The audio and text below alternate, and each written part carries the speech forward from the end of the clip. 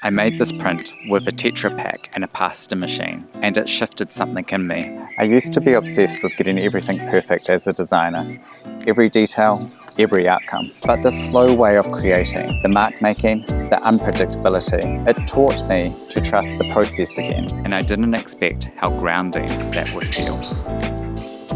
And because this whole thing has felt like a small return to creativity for me, I'd like to pass one of these prints on.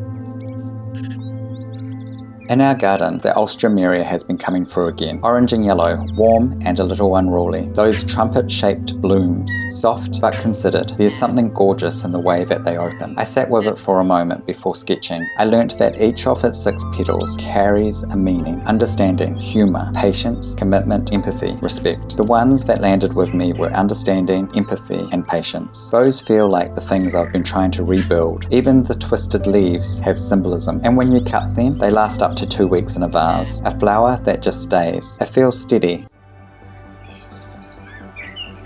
Part of the inspiration of this piece actually came from something really ordinary. Our coffee cups. We use old Crown Lynn cups every day. If you're not from New Zealand, Crown Lynn was a ceramics manufacturer from the 1940s through to the late 1980s. And the cool thing is that you can still find the ceramics all over the place. Op shops, our thrift stores, are full of little odd pieces. They're everyday objects that carry this quiet history. Last summer, when everything felt a bit unsettled, I drew flowers for 8 days. One each afternoon, just to steady my panic symptoms. So picking up this Alstroemeria felt like a quiet continuation of that.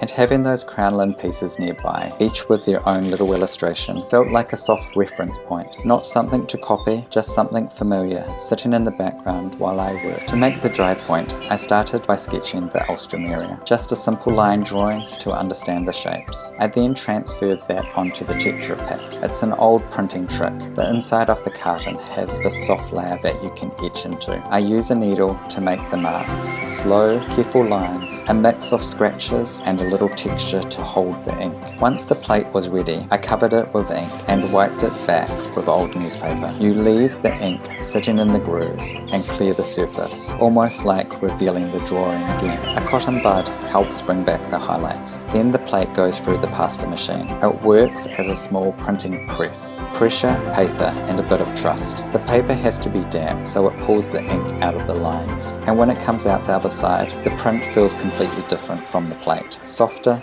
a little unpredictable, but really alive.